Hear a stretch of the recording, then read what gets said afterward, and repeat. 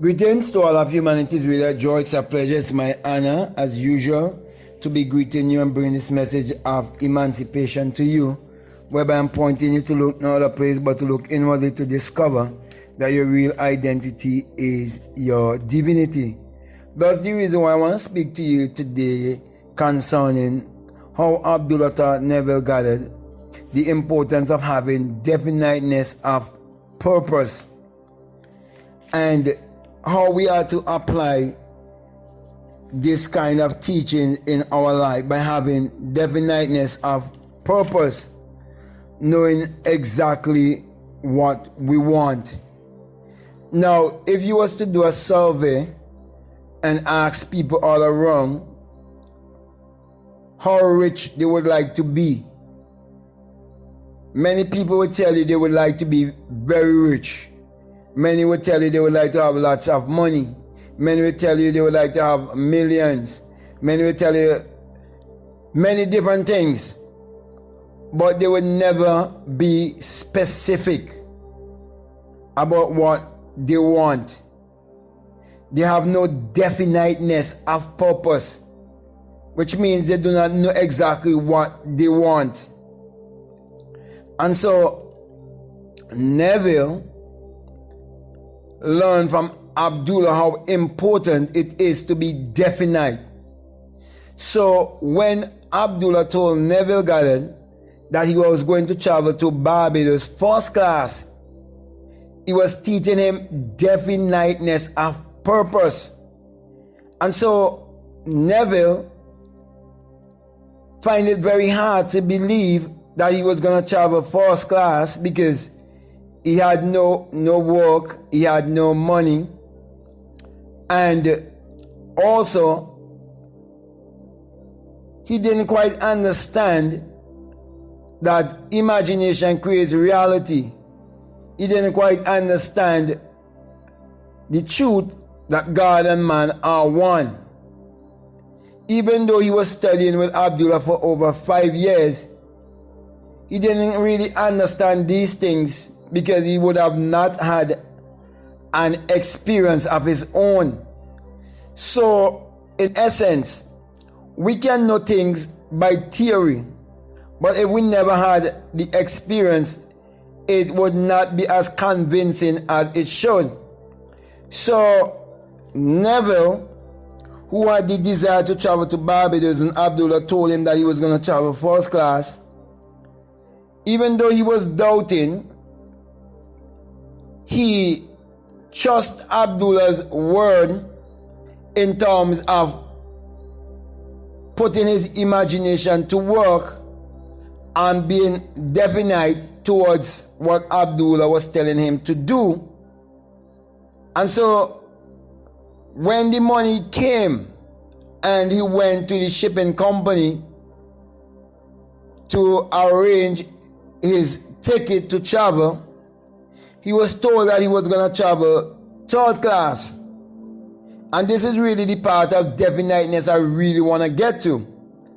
He was told that he was going to travel third class. And he feel excited that actually he was going to make this trip to Barbados, and he went to Abdullah. And he was very happy that he was going to Barbados and believed that the news would have impressed Abdullah. But when he told Abdullah that he was going to go third class, Abdullah got very angry with him and even slammed the door in his face and went into his study and didn't want to have any conversation with him because he did not understand how important it is to have definiteness of purpose. Now Abdullah said to him, who said that you was going to Barbados and who said you was going first class? I said, you've gone to Barbados and you would have gone first class. He was teaching him how to be definite. And so there are many people in the world today who say that they would have tried law of attraction and they would have tried many different things and it doesn't work. But if you really check them deeply, many of them do not have definiteness of purpose. And you're told in the Bible, in Habakkuk chapter 2, that you must make the vision clear. You must be definite of what you want. And you must be so specific of what you want that you must write it down. And in Habakkuk chapter 2, it tells you, though the vision may tarry, you must wait for it because it is sure, it is a law. So my brothers and my sisters, definiteness of purpose is very important. That's why everything starts with desire. When you have a desire for something in this world, you have to know that that is exactly what you want. But there's so many people in the world today who do not know what they want. And the Bible clearly states that a double-minded man is unstable in all of his ways. You're not going to accomplish the things that you should desire in your life if you're double-minded, if you have self-doubt.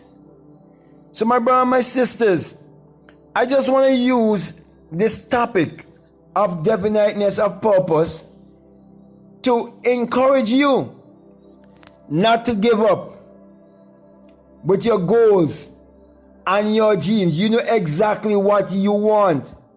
Don't go around telling everyone about your goals and your dreams and your desires. Keep it to yourself. The Bible says, do not let your right hand know what your left hand is doing, or do not let your left hand know what your right hand is doing.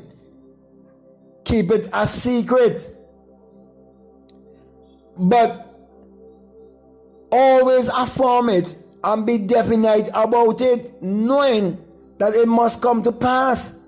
Because everything you behold here right now, it is because it was first imagined, it was first a thought, it was first an idea. Therefore, you are the creator beholding the creation.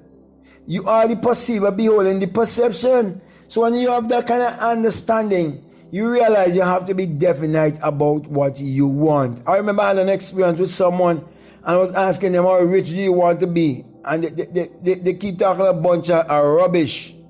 And up to now, they cannot say exactly how rich they want to be. They do not know if they want to be $1 million rich. They do not know if they want to be 3, 4, 5, 6, 7, 8, 9, $10 million rich. Some people do not know what they want. Some people do not know what they want. They just have no clue at all of what they want. They're like a ship without a compass.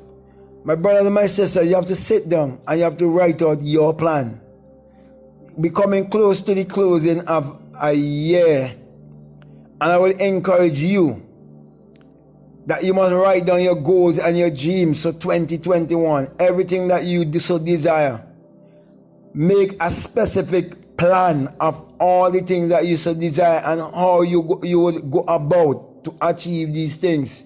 Know what you want. You must know what you want. Know what you love to do, and how would it inspire others? How would it build others? How would it influence others? Know these things. So my brother and my sister, it's very, very important to be definite about what you want. As long as you are definite about what you want, God always gives a man the desire of his heart. And when I say God, I'm speaking of the creative power in man, who is man's imagination. So with that being said, my brother and my sister, I want to encourage you to use your imagination and be definite about what you want. It can never fail. It has never failed and will never fail you. Believe in yourself. Believe in your imagination and put your imagination to work always for you. So with that being said, my brother and my sister, I want to say to you, if this is the very first time that you're listening to me and what I'm saying is resonating with you, it's really helping you in any way, and you like to get more of this kind of encouragement, more of this message, I would encourage you to subscribe, to comment. If you haven't subscribed already, to subscribe, to like, to comment, or to share this video. But just before I leave you, I want to just remind you that this message I bring to you, that it is the single eye message of self-realization, of which Matthew 6:22 says that if your eye be single, your whole body will be full of light. And to be honest with you, my brother and my sister, hadn't it been that single eye would have opened within me, I wouldn't have been here bringing this message to you. For when it happens to me, I would have felt that great and mighty shaking, and I would have heard that great and rushing and that mighty wind. And I ascend like a fire being, and exit my skull became invisible, and been sent to teach you the message of the invisible also.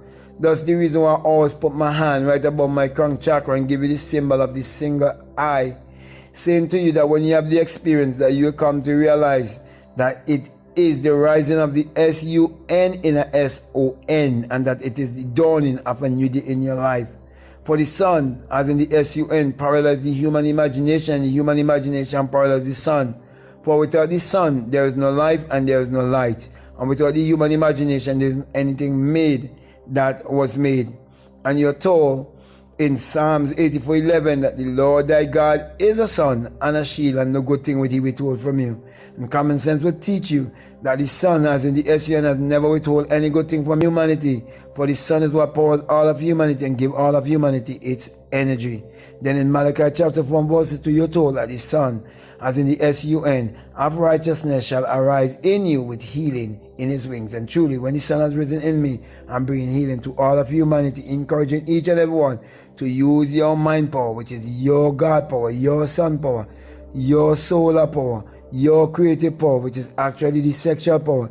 Use that power to achieve your every desire by having definiteness of purpose. So with that being said, I want to say peace, love you all, I'm out.